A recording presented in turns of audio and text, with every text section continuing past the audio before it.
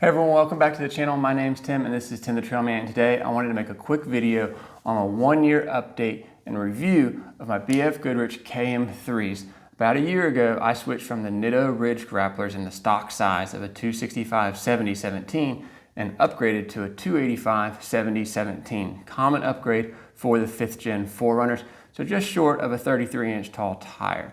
Now, I've made some videos and documented of why you would want to rotate 5 tires throughout the life of the tires. It's been about a year. I've put roughly 10 to 12,000 miles on the vehicle since then. Some highway, some off-roading. I've gone to off-road parks such as Gulches in South Carolina. I've taken it in trails of North Georgia and just had a lot of fun, and would air down when I need to, air back up on the highway.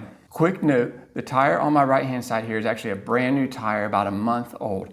A little while ago, a friend noticed that the sidewall was cut in one of my tires, so I went ahead and got it replaced. So this tire here has never touched asphalt, so it's brand new. This tire here on my left is one of the original tires out of the 5 that I had purchased, the DOTs. This is a 2022 made of week 24. This is a week 25 and year 2023. So roughly a year apart even in the production date. Let me get the most popular question out of the way in the beginning. The stereotype is mud terrains are noisy.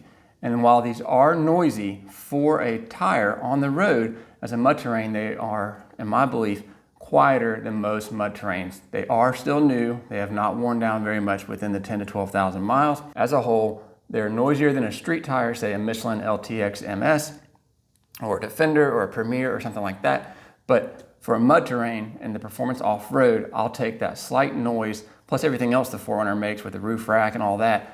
These tires are not any problem or concern. I would recommend them if you're concerned about noise from that viewpoint. A couple other things that people will ask is how do they perform in the rain, the snow, the mud, all of that. I took them up to Vermont last year, drove around in the snow, had no concerns. There really wasn't that much ice or anything like that, but from a snow standpoint, I thought they did okay. I didn't do a lot of snow wheeling, but just mostly driving around in the city. For rain, I've driven them through the rain a lot here in Georgia, to Florida, Virginia, the Southeast as a whole.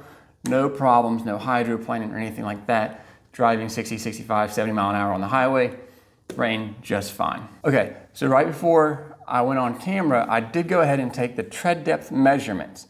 Now I rotate 5 as I mentioned previously. I do believe they extend by 20% just based on math. Let me go ahead and measure this brand new tire, never touched asphalt.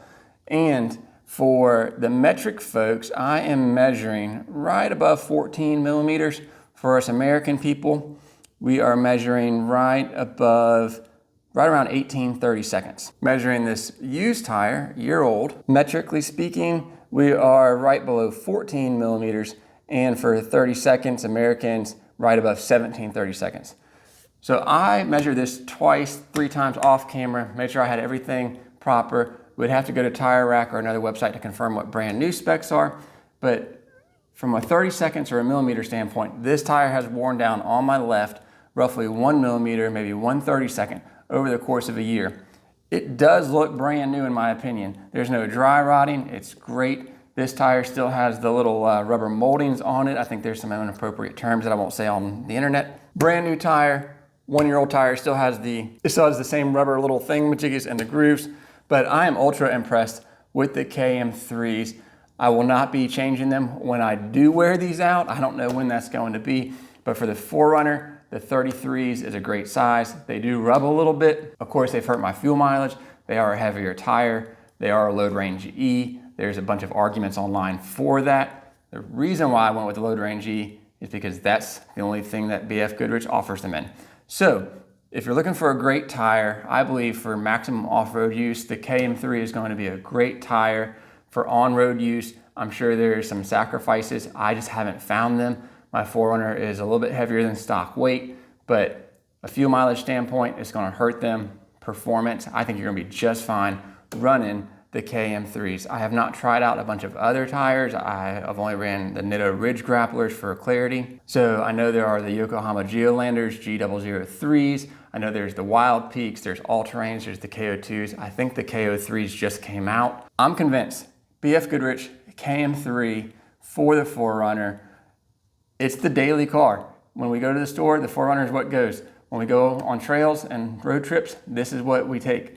We do not keep the vehicle for off-road use only, but when I do go off-road, I know I have the confidence in the tires. I air down to 20 PSI. It's a nice soft ride. I'm not rock crawling very often or anything like that. Air down when I need to, air up on the highways, quiet, rain, snow. You tell me in the comments what has been your experience. This has been my 1-year review of the KM3s. I want to give a shout out to my patrons. Thank you for your support. It means a lot to me and the channel. If you'd like to be a patron too, please head on over to patreon.com/Tim the Trailman. If you'd like to see more content like this, hit that thumbs up button, the subscribe button, and thank you for watching.